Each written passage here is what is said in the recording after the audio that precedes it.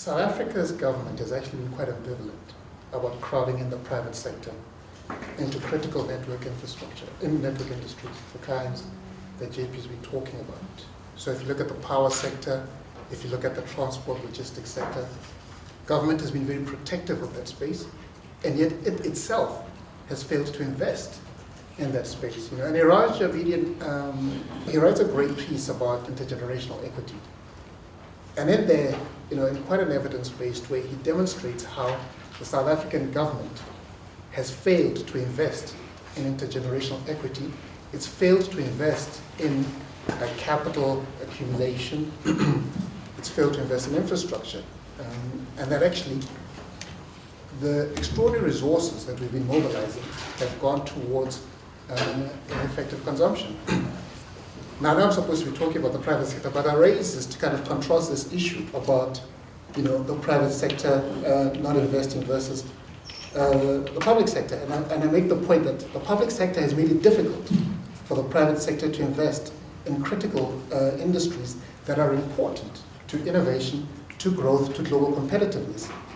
And yet it itself has underinvested relative to the private sector. So if you actually compare the level of private sector investment in fixed formation versus government, actually the private sector, in terms of its contribution, is doing much better than government, notwithstanding those balance sheets. The government, which is ambivalent about crowding in the private sector, hasn't done enough. But that's not really the thrust of what I want to talk about. It just was a nice way to, I think, build on to what has been said. I think at the core of this question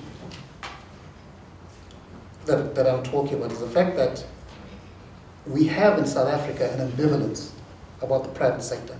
I think that that's the biggest challenge to the question we've been asked to talk about, which is the private sector's role in economic development. Fundamentally, we have not accepted the idea of a private sector being critical to economic growth and development. We're one of the only countries in the world, by the way, that has that ambivalence.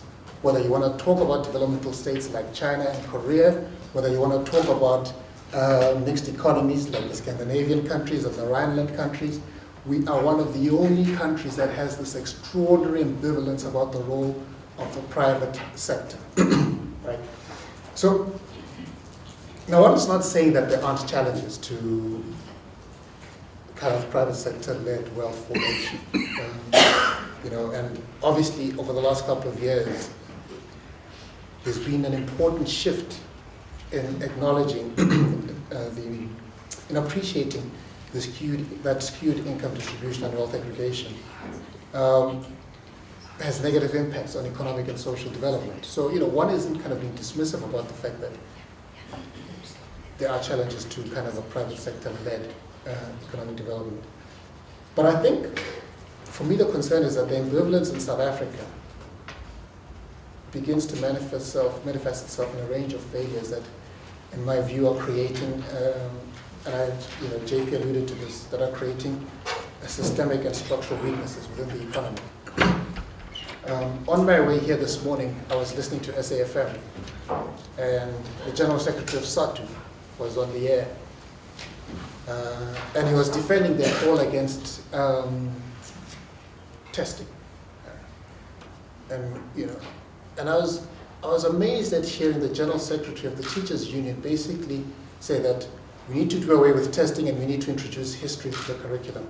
So basically, the General Secretary of the country's Teachers Union thinks that the two most important interventions to education is to introduce history and is to get rid of testing.